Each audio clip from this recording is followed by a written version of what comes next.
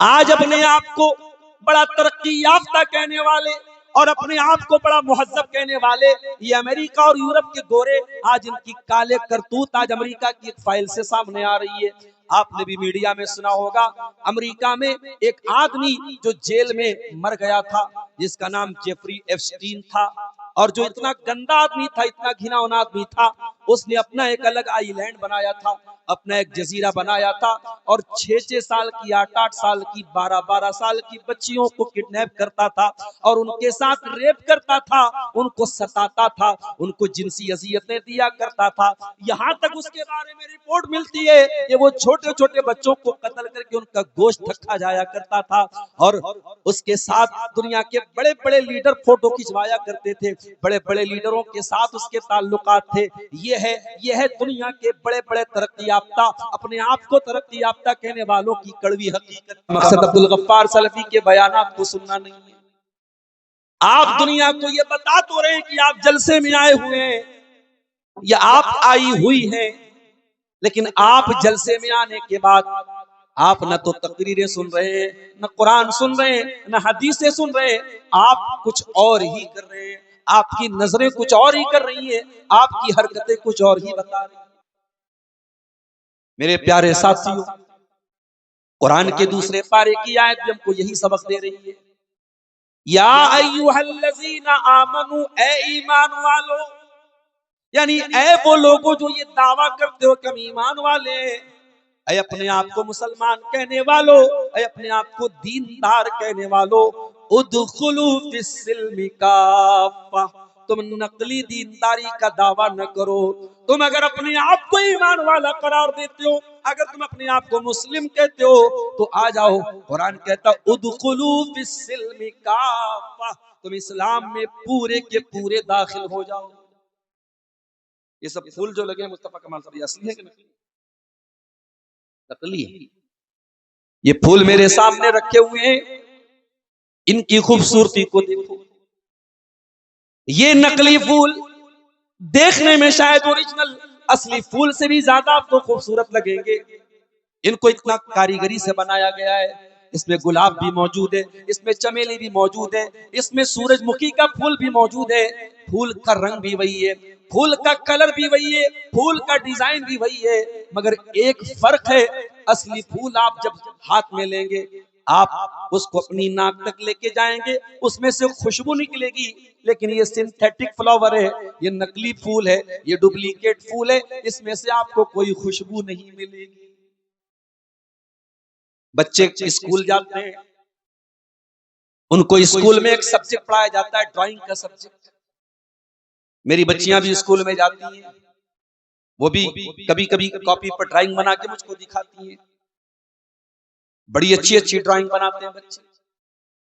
اور آج تو ایسی ایسی ڈرائنگ بنتی ہے کہ کاپی پر بالکل اوریجنل شیر کی تصویر بھی بنا دی جاتی ہے، لیکن میرے پیارے بھائیوں، کاپی پر کاغذ پر بنا ہوا وہ شیر دیکھنے میں جتنا بھی اصلی شیر کی طرح لگ رہا ہو، مگر وہ جنگل میں پائے جانے والے اوریجنل شیر کے جیسا نہیں ہو سکتا۔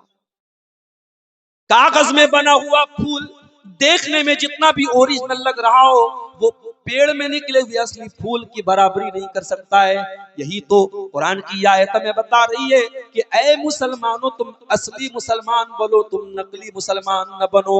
ادخلوا فی السلم کافہ، اے ایمان کا دعویٰ کرنے والو، جب تک تم اسلام میں پورے کے پورے داخل نہیں ہو جاتے۔ اصلی اور نقلی مسلمان کا فرق بتا، دعویٰ کر دینے سے، اقرار کر لینے سے اگر کوئی مسلمان ہو جاتا، تو نبی کے دور میں منافق بھی بہت بڑے بڑے دعوے کرتے۔ اذا جاءک المنافقون قالوا نشهد انک لرسول اللہ، اے میرے نبی، جب یہ منافق لوگ آپ کے پاس آتے ہیں تو یہ دعویٰ کرتے ہیں، کہتے ہیں کہ ہم گواہی دیتے ہیں کہ اے محمد صلی اللہ علیہ وسلم اللہ کے رسول ہیں، لیکن قرآن کیا کہتا ہے؟ واللہ یعلم انک لرسولہ واللہ یشہد ان المنافقین لکاذبون۔ اے نبی، اللہ تعالیٰ بہت اچھی طریقے سے جانتا ہے کہ آپ اللہ کے رسول ہیں، لیکن اللہ تعالیٰ یہ بھی گواہی دے رہا ہے کہ یہ منافق جھوٹ بول رہے ہیں۔ دعویٰ تو منافق بھی کر رہے تھے، مگر قرآن نے گواہی دی کہ ان کا دعویٰ جھوٹا ہے، ان کا دعویٰ غلط ہے، کیونکہ ان کی کتھنی الگ تھی، کرنی الگ تھی، ان کی گفتار الگ تھی، ان کا کردار الگ تھا۔ وہ زبان سے تو یہ دعویٰ کرتے تھے ہم ایمان والے ہیں، لیکن ان کے عمل سے یہ ثابت ہوتا تھا وہ اسلام کے دشمن ہیں۔ یہی بات قرآن کی اس آیت میں اللہ کہہ رہا ہے ادخلوا فی السلم کافہ، اے ایمان والو تم اسلام میں پورے کے پورے داخل ہو جاؤ، اور کان کھول کر کے سن لو وَلَا تَتَّبِعُوا خُطُوَاتِ الشَّيْطَانِ، شیطان کبھی نہیں چاہے گا کہ تم اسلام میں پورے کے پورے داخل ہو جاؤ، شیطان کبھی نہیں چاہے گا تم اصلی دیندار بن جاؤ، شیطان کبھی نہیں چاہے گا تم پورے مسلمان بن جاؤ۔ شیطان تو پہلے دن سے تمہارے باپ آدم کا دشمن رہا ہے، تمہاری ماں حوا کا دشمن رہا ہے۔ شیطان تمہارے باپ آدم کے پاس جا کے کہتا ہے اے آدم اے حوا تم اس پیڑ کو کھا لو، وہ پیڑ جس کے قریب جانے سے اللہ نے منع کیا تھا، اس پیڑ کا پھل تم کھا لو گے تو امر ہو جاؤ گے، ہمیشہ ہمیشہ تم رہو گے۔ اچھا شیطان نے ہمارے باپ آدم اور ہماری ماں حوا سے جھوٹی قسم بھی کھائی، وَقَاسَمَهُمَا إِنِّي لَكُمَا لَمِنَ النَّاصِحِينَ، شیطان نے کہا یا آدم اے حوا میں قسم کھا کے کہتا ہوں میں تمہاری بھلائی چاہتا ہوں، میں تمہاری خیر خواہی چاہتا ہوں۔ پتہ یہ چلا ہمیشہ قسم کھانے والے کا اعتبار نہیں کرنا چاہیے۔ شیطان نے آدم اور حوا کو جھوٹی قسم کھا کر کے اپنے جال میں پھنسایا، اور جب ان دونوں نے شیطان کی بات میں آ کر اس پیڑ کو چکھ لیا، اس پیڑ کو کھا لیا، قرآن کیا کہتا ہے فَلَمَّا ذَاقَا الشَّجَرَةَ بَدَتْ لَهُمَا سَوْآتُهُمَا، تو دونوں کے بدن کے کپڑے اتر گئے، دونوں ننگے ہو گئے، ننگے ہو گئے۔ اور جیسے ہی دونوں ننگے ہوئے قرآن کہتا ہے فَاتَّفِقَا يَقْصِفَانِ عَلَيْهِمَا مِنْ وَرَقِ الْجَنَّةِ، دونوں جنت کے پیڑ کے پتوں سے اپنی شرمگاہ کو ڈھانپنے لگے، اپنی شرمگاہ کو کور کرنے لگے۔ اس کا مطلب یہ ہوا یہ غلط بات ہے، یہ اٹھ کے کہاں جا رہے ہیں آپ؟ غلط بات ہے، اٹھیے نہیں، بہتر سے بہتر تقریر ہو رہی ہے، آپ بیٹھ کے سنیں، اٹھ کے نہ جائیں، کچھ بھی ہو یا کوئی بھی آ رہے ہیں۔ اس کا مطلب یہ ہوا کہ ننگا رہنا یہ آدم کو پسند نہیں، حوا کو پسند نہیں۔ پیارے ساتھیوں اسلام بڑا پاکیزہ دین ہے، اسلام بڑا صاف ستھرا دین ہے۔ اسلام تو یہ کہتا ہے کہ یہ شیطان کا مشن رہا ہے ہر دور میں کہ انسان کو ننگا کر دیا جائے۔ اس نے سب سے پہلے ہمارے باپ آدم اور ہماری ماں حوا کو بہکایا، اور جیسے ہی ان دونوں نے اس پیڑ کو کھا لیا دونوں ننگے ہو گئے، دونوں کے کپڑے اتر گئے، لیکن دونوں نے یہ گوارا نہ کیا کہ وہ ننگے رہے۔ فَاتَّفِقَا يَقْصِفَانِ عَلَيْهِمَا مِنْ وَرَقِ الْجَنَّةِ، آدم اور حوا دونوں اپنے شرمگاہ کو چھپانے لگے، اپنے بدن کو ڈھانپنے لگے۔ تو شیطان تو پہلے دن سے ہمارا دوست، وہ شیطان کبھی ہمارا دوست نہیں بن سکتا۔ اسی لیے قرآن کہتا ہے ادخلوا فی السلم کافہ، اے ایمان والو تم اسلام میں پورے کے پورے داخل ہو جاؤ، ولا تتبعوا خطوات الشیطان، اور شیطان کے نقش قدم پہ نہ چلنا، شیطان کو فالو نہ کرنا، شیطان کی بات نہ ماننا۔ انہ لکم عدو مبین، شیطان تمہارا کھلا ہوا دشمن ہے۔ شیطان نے تو پہلے دن اللہ تعالیٰ سے پرومس کیا تھا، یہ وعدہ کیا تھا ثم لآتینہم من بین ایدیہم ومن خلفہم وعن ایمانہم وعن شمائلہم ولا تجد اکثرہم شاکرین۔ اے اللہ میں تیرے بندوں کو آگے سے بھی بہکاؤں گا، پیچھے سے بھی بہکاؤں گا، داہنی طرف سے بھی بہکاؤں گا، بائیں طرف سے بھی بہکاؤں گا، اور اے اللہ میں پرومس کرتا ہوں، میں وعدہ کرتا ہوں، میں کمٹمنٹ کرتا ہوں ولا تجد اکثرہم شاکرین، اے اللہ تیرے بندوں میں زیادہ تر تیرے ناشکرے ہوں گے، زیادہ تر تیرے نافرمان ہوں گے، زیادہ تر تیرے ساتھ شرک کرنے والے اور زیادہ تر تیرے دین کے خلاف چلنے والے۔ اصلی دیندار بنو میرے ساتھ۔ ابھی 15 شعبان کی تاریخ گزری، بھارت کے اندر کروڑوں مسلمانوں نے کروڑوں روپے کی آتش بازی کر کے پٹاخے چھوڑ کے اپنی قیمتی دولت کو برباد کیا، اور دنیا کو ایک میسج دیا کہ شب برات نام کا بھی کوئی تہوار ہوتا ہے، اگر یہ کوئی تہوار ہوتا میرے نبی نے بھی منایا ہوتا, میرے نبی کے صحابہ نے بھی منایا ہوتا. حقیقت میں میرے پیارے بھائیوں, ہندوستان کی دھرتی پر غیر مسلموں کے ساتھ رہتے رہتے ہم نے بہت ساری چیزوں میں ان کے کلچر کو اپنایا ہے. یہ شب برات ان کی دیوالی کا ایک سمجھ لیجئے کہ مسلم ورژن ہے, ورنہ اسلام میں شب برات کی کوئی حقیقت نہیں. ہمارے بنارس کے ایک ساتھی نے ایک ویڈیو بھیجا, میں شب برات والے دن بنارس میں نہیں تھا, انہوں نے مجھ کو ویڈیو بھیجا بنارس کے قبرستان کا. ویڈیو میں صاف لگ رہا تھا کہ یہ کوئی قبرستان نہیں ہے, یہ تو کوئی گارڈن, کوئی باغیچہ لگ رہا ہے جہاں قبروں کے اوپر بڑے بڑے پھول کی مالاؤں کو چڑھایا گیا ہے. ماں کی قبر پہ ہندی میں ماں لکھا گیا ہے, باپ کی قبر پہ ہندی میں باپ لکھا گیا ہے, پھول کی مالائیں چڑھائی گئی ہیں اور اگربتیاں جلائی جا رہی ہیں, بڑی بڑی لائٹیں لگائی گئی ہیں اور پورے قبرستان کو اتنا سجایا گیا ہے جیسے لگ رہا ہے یہ کوئی میرج ہال ہے, جیسے لگ رہا ہے یہ کوئی شادی کا ماحول ہے. او لوگو, تم نے اپنی بدعت و خرافات کی وجہ سے اسلام کا طریقہ ہی بدل ڈالا, تم نے تو قبرستان کا تصور ہی بدل ڈالا. میرے نبی نے تو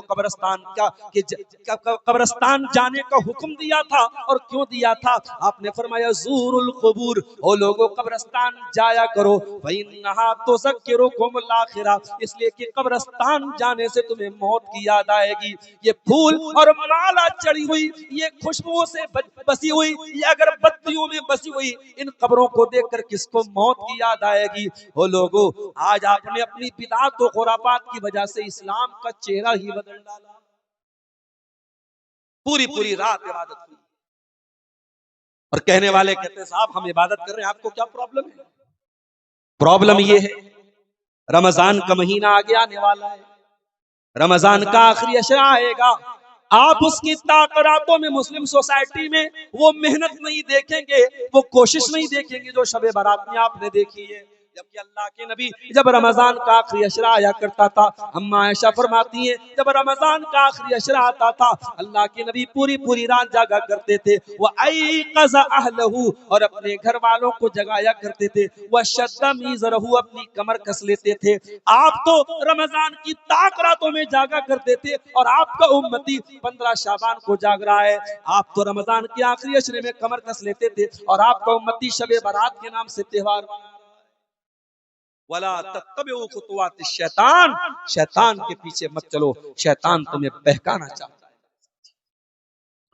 او میری پیاری ماں بہنوں, آج شیطان تمہیں بھی اپنا شکار بناتا ہے.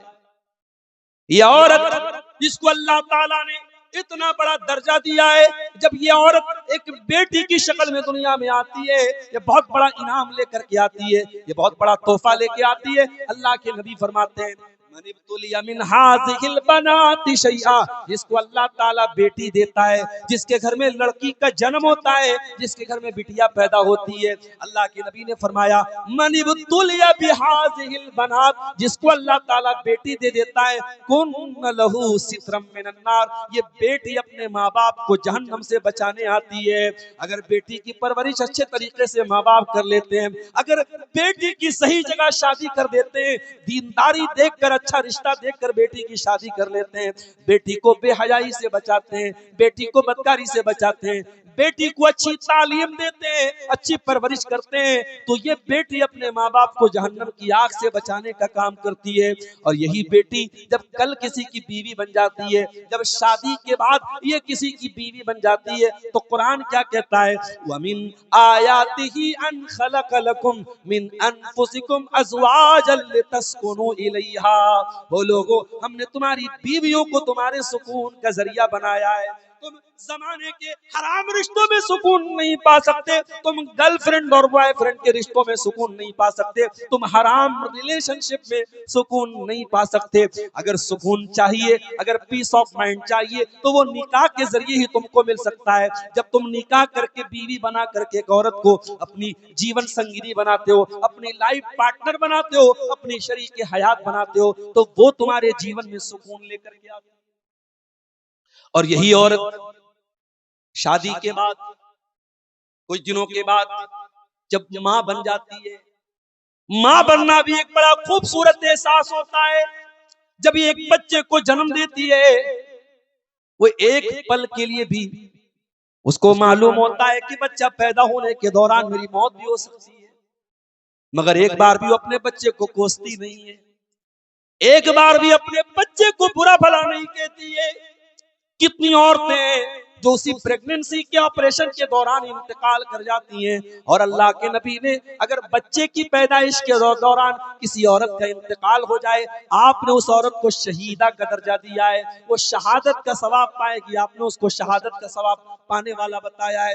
اتنی بڑی قربانی عورت دیتی ہے مگر مسکرا کے دیتی ہے، اس کے چہرے پر اس کی مسکراہٹ تب بھی غائب نہیں ہوتی ہے جب بچے کی ڈیلیوری ہو جاتی ہے اور وہ عورت ماں بنتی ہے، اس کی گود میں بچہ آتا ہے، اس کے چہرے پر مسکان آ جاتی ہے، اس کے بدن کا کافی خون بہ چکا ہوتا ہے، اس کے بدن کی کافی انرجی خرچ ہو چکی ہوتی ہے، اس کی زندگی کا سب سے بڑا امتحان پورا ہو چکا ہوتا ہے، مگر آج وہ ماں بن چکی ہے، اور یہ بچہ کل جب بڑا ہوگا، اللہ کے نبی فرماتے فَإِنَّ الْجَنَّةَ تَحْتَ قَدَمِهَا، یہ بچہ کل جب بڑا ہوگا، جب تک یہ اپنی ماں کی سیوا نہ کرے، جب تک یہ اپنی ماں کی خدمت نہ کرے، جب تک یہ اپنی ماں کو خوش نہ کرے، یہ بچہ جنت میں نہیں جا سکتا، کیونکہ بچے کی اولاد کی ماں کے قدموں کے نیچے اس کی جنت ہے۔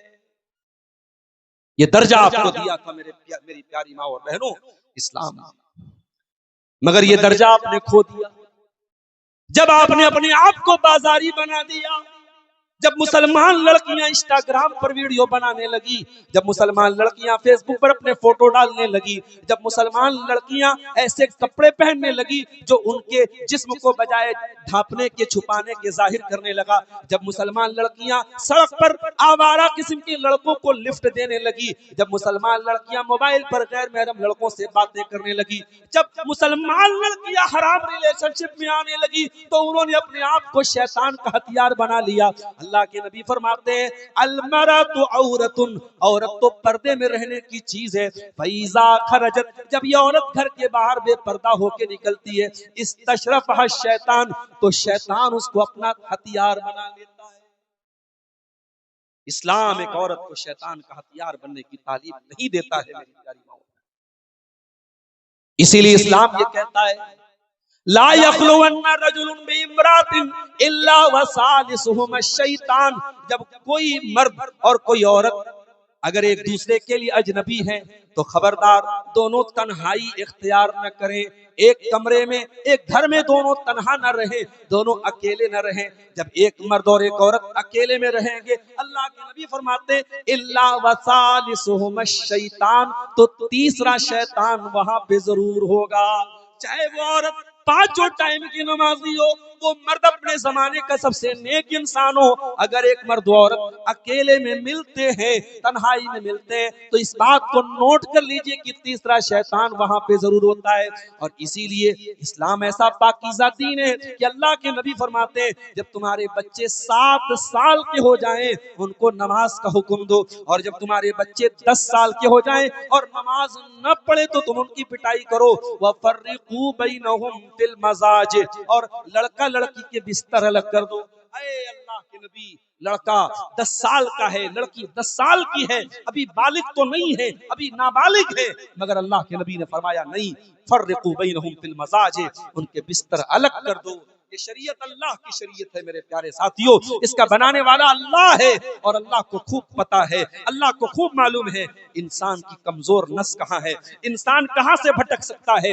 10 سال کا بچہ اگرچہ نابالغ ہے، لیکن اگر ابھی سے اس کو ٹریننگ نہیں دی گئی، لڑکا لڑکی کو الگ نہیں کیا گیا، تو وہ واقعات ہوں گے جو آج ہمارے بھارت کی سرزمین پر بھی ہونے لگے ہیں۔ اب سگے بھائی اور بہنوں کے درمیان بھی زنا کے واقعات ہم کو دیکھنے کو مل رہے ہیں۔ میرے پیارے ساتھیوں، یہ حالات کیوں پیدا ہو رہے ہیں؟ یہ اسلام کی تعلیمات سے منہ موڑنے کا نتیجہ ہے۔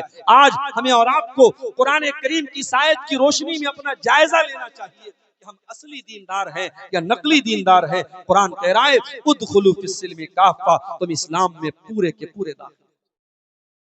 اب آ جائیے جو دوسری سورت کریمہ میں نے پڑھی تھی جو ہمیں یاد بھی ہوگی، ذرا اس کی روشنی میں ہم اپنی دینداری کا جائزہ لیتے ہیں۔ ارائیت الذی یکذب بالدین، اے نبی کیا آپ نے اس انسان کو دیکھا جو دینداری کا دعویٰ کرتا ہے مگر جھوٹا ہے، جو بڑا حاجی اور نمازی بنا پھرتا ہے لیکن اس کے گھر میں سود و بیاج کا دھندا بھی ہوتا ہے، اس کے گھر میں حرام کی دولت بھی آتی ہے، اس کی لڑکیاں بے پردہ بھی گھومتی ہیں، اس کے گھر میں شراب کا نشہ بھی ہوتا ہے، اس کے گھر میں حرام کام بھی ہوتا ہے۔ ارأیت الذی یکذب بالدین، اے نبی کیا آپ نے اس انسان کو دیکھا جو دینداری کا دعویٰ کرتا ہے مگر نقلی دیندار ہے، جو دین کو جھٹلاتا ہے، اور اس کی پہچان کیا ہے؟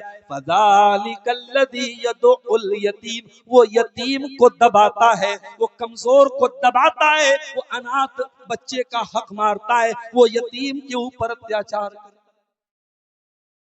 جانتے ہو یتیم کس کو کہتے ہیں؟ یتیم اس بچے کو کہتے ہیں جس کا باپ مر گیا۔ اور یہ جملہ نوٹ کر لو، اگر آدمی بالغ ہو گیا ہے، لڑکا بالغ ہو چکا ہے، لڑکی بالغ ہو چکی ہے، تو باپ کے مرنے کے بعد شریعت کی اصطلاح میں وہ یتیم نہیں کہلاتا، یتیم نابالغ کو کہتے ہیں۔ لیکن میرے پیارے ساتھیو، آپ کی عمر 50 سال کی بھی ہو جائے، جس دن آپ کے باپ کا انتقال ہوگا اس دن آپ کو احساس ہوگا کہ باپ کتنی بڑی نعمت ہے، باپ کتنی بڑی دیوار ہے، کتنی ایسی ٹینشن ہے جو باپ اپنے سر پہ لے کے گھوما کرتا تھا، کتنی سمسیایں ہیں جو آپ کا باپ آپ کو بھنک بھی لگنے نہیں دیتا تھا۔ باپ زندہ ہے تو باپ کی قدر کر لو، باپ جس دن مرے گا تمہیں احساس ہوگا کہ کتنی بڑی دیوار کو تم نے کھو دیا ہے۔ اناتھ اور یتیم بچہ وہ ہوتا ہے جس کے باپ کا انتقال ہو گیا ہو، جس بچے کا باپ نہ ہو اس کو کوئی بھی تھپڑ مار کے چلا جاتا ہے، اس کو تو کوئی بچانے والا نہیں ہے، اس کی طرف سے کوئی لڑنے والا نہیں، یہ تو اناتھ بچہ ہے، یہ تو یتیم بچہ ہے۔ دیکھیے اتنا منع کرنے کے بعد بھی آپ حضرات یہ ریکارڈ کر رہے ہیں، تو پھر یہیں سے لگا کے کرتے ہیں، یہ چوری چکے کرنے کی کیا ضرورت ہے؟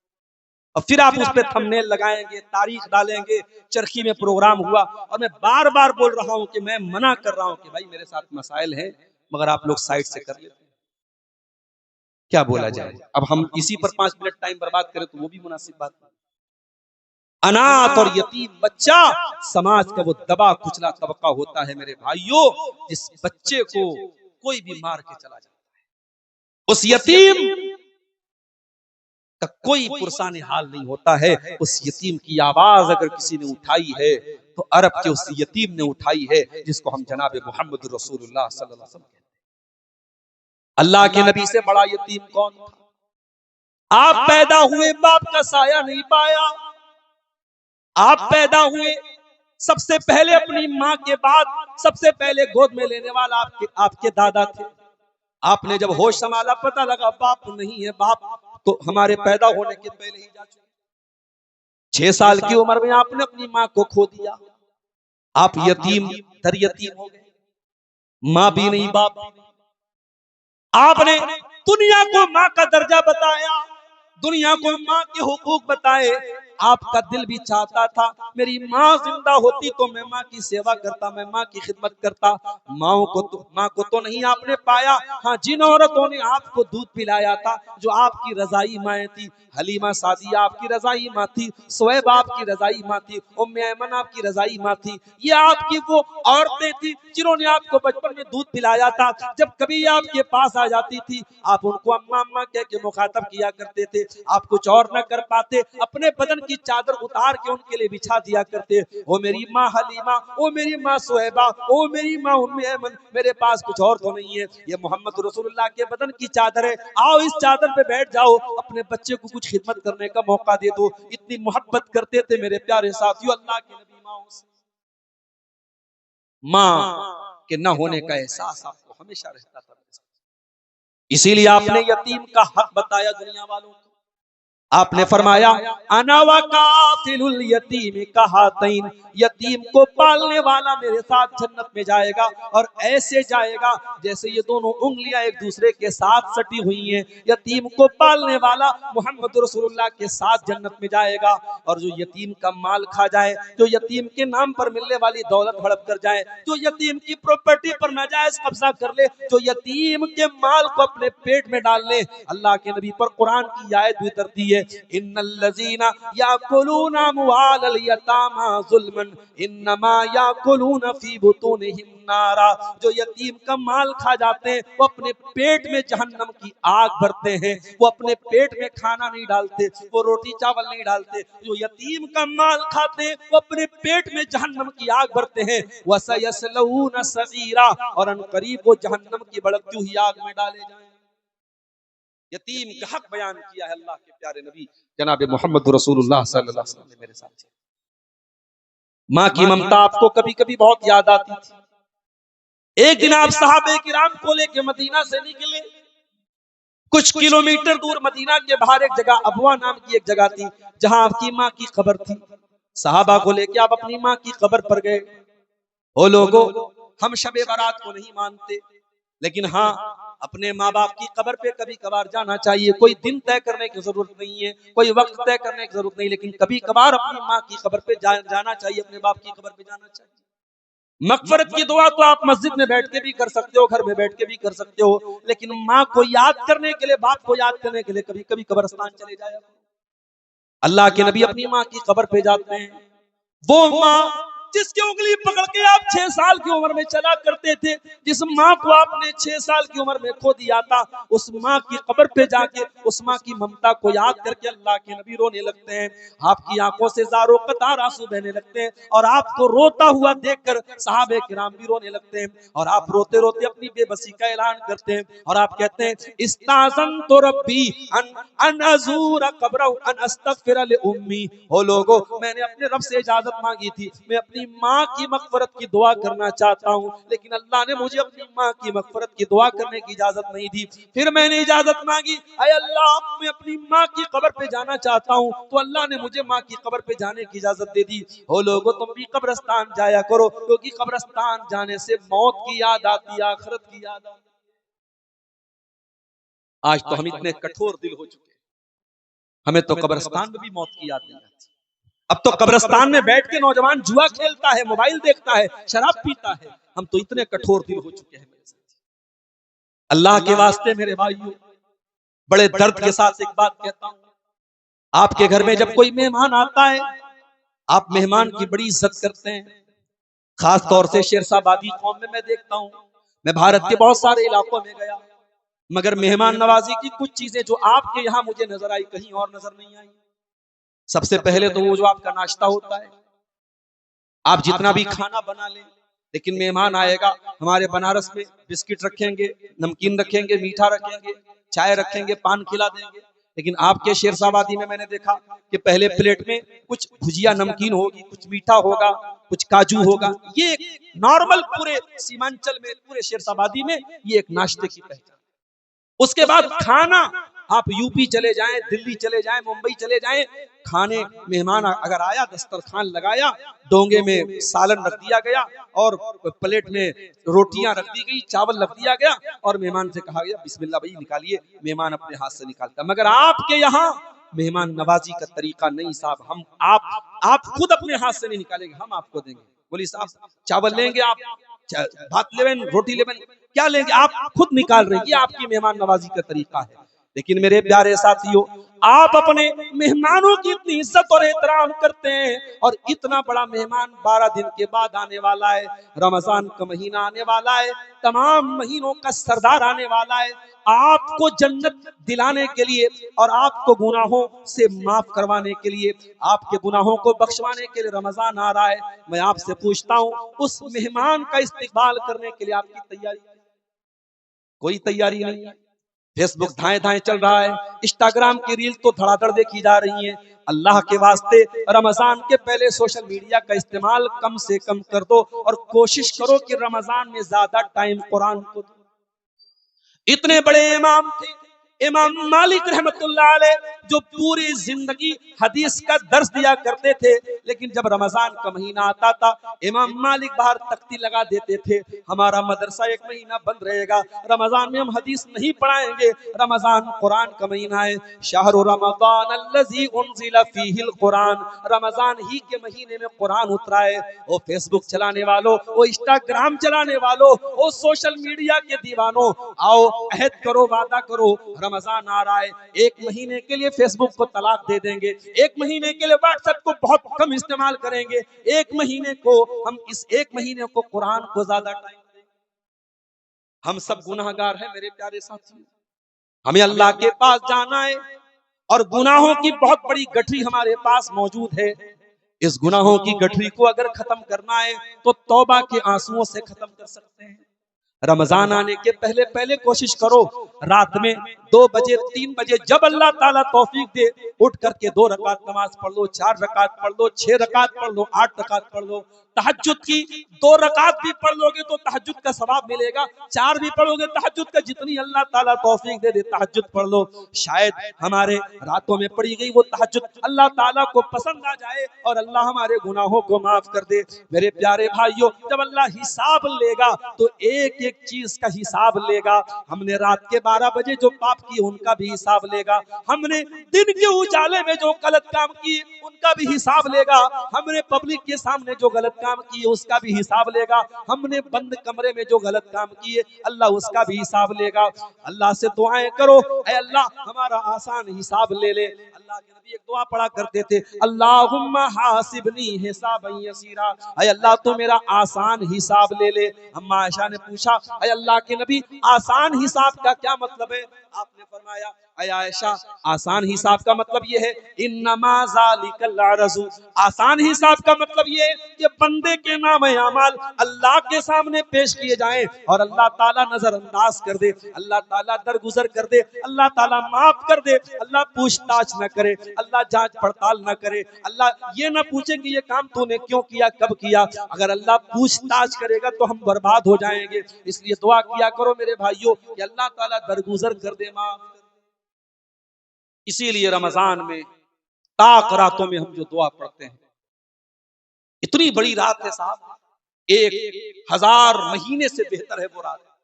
1000 مہینہ کتنا ہوتا ہے؟ کیلکولیٹر پہ جوڑو، 1000 کو بھاگ دے دو 12 سے، 84 سال سے زیادہ کا ٹائم آتا ہے۔ ایک رات کی عبادت 84 سال کی عبادت سے بہتر ہے۔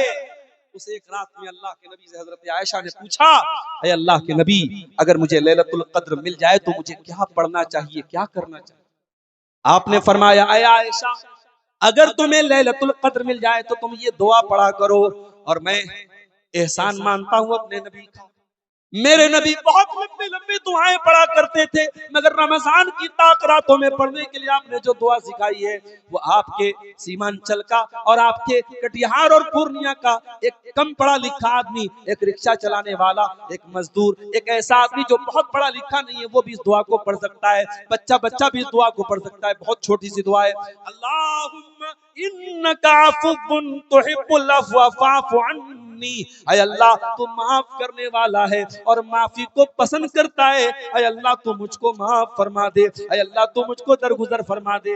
ذرا غور کرو میرے پیارے ساتھیو، جو رات 84 سال سے بہتر ہے، اس رات میں ہم نے اللہ سے روزی روٹی نہ مانگی، اس رات میں ہم نے اللہ سے زمین جائیداد نہ مانگی، اس رات میں اللہ سے بیوی بچوں کی صحت نہ مانگی، اس رات میں ہم نے مانگا تو کیا مانگا؟ اللہم انک عفو تحب العفو فاعف عنی، اے اللہ تو معاف کرنے والا ہے، تو معافی کو پسند کرتا ہے، اے اللہ مجھ کو بھی معاف فرما۔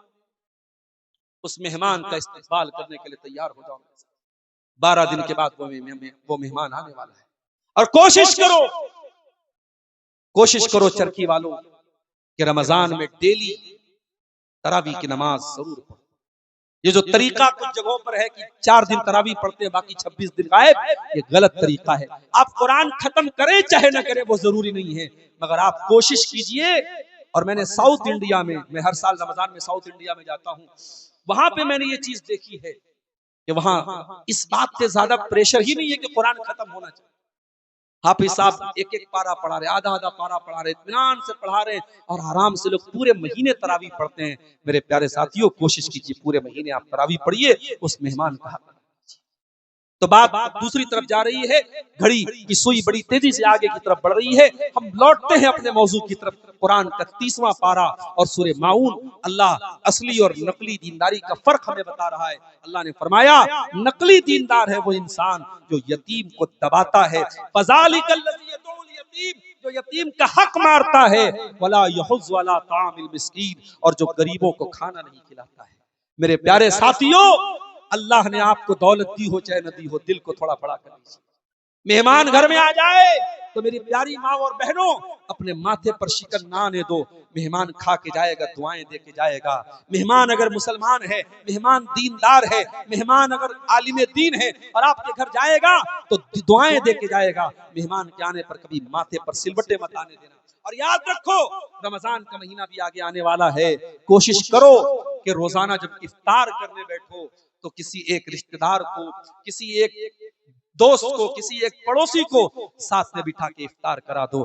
اللہ کے نبی فرماتے ہیں، من فطر صائما کان لہ مثل اجر الصائم، کسی ایک روزے دار کو بھی اگر آپ نے افطار کرایا تو جتنا ثواب روزے دار کو ملے گا اتنا آپ کو بھی ملے گا۔ یعنی آپ روزہ رہیں گے 29، روزہ رہیں گے 30، لیکن اگر آپ نے ایک روزے دار کو بھی افطار کرایا تو آپ کو ڈبل روزے کا ثواب ملے گا۔ آپ 30 روزہ رہیں گے مگر 60 روزے کا ثواب ملے گا۔ میرے پیارے ساتھیوں، جو غریبوں کو کھانا نہ کھلائے، جو بھوکوں کو کھانا نہ کھلائے، وہ حاجی ہو، نمازی ہو، کچھ بھی ہو، قرآن کہہ رہا ہے وہ نقلی دیندار ہے۔ وہ انسان دینداری کا دعویٰ کرتا ہے مگر ڈھول میں پول ہے، وہ نقلی دیندار ہے۔ اس کے بعد اللہ نے فرمایا، فویل للمصلین، بربادی ہے نماز پڑھنے والوں کے لیے۔ یہاں ساری تقریر نماز پہ ہو رہی ہے، جمعہ کا خطبہ نماز پہ ہو رہا ہے، ایک ایک گھنٹہ مولوی صاحب نماز پہ تقریر کر رہے ہیں، اور قرآن کیا کہہ رہا ہے، فویل للمصلین، بربادی ہے نماز پڑھنے والوں کے لیے۔ اے اللہ، کون سے نماز پڑھنے والوں کے لیے؟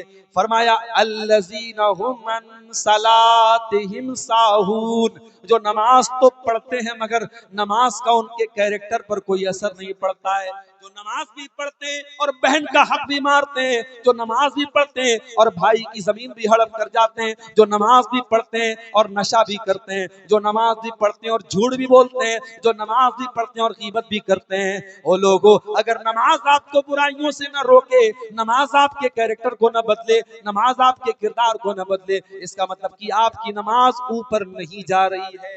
میں جو سر پہ سجدہ ہوا کبھی تو زمین سے آنے لگی صدا، تیرا دل تو ہے صنم آشنا، تجھے کیا ملے گا نماز میں۔ میرے پیارے ساتھیوں، جب نماز پڑھو تو کوشش کرو کہ نماز آپ کے اخلاق پر بھی اثر ڈالے، آپ کے کردار پر بھی اثر ڈالے۔ ان الصلاۃ تنہی عن الفحشاء والمنکر، یہ نماز آپ کو بے حیائی اور برائی سے روکنے کا کام کرتی ہے۔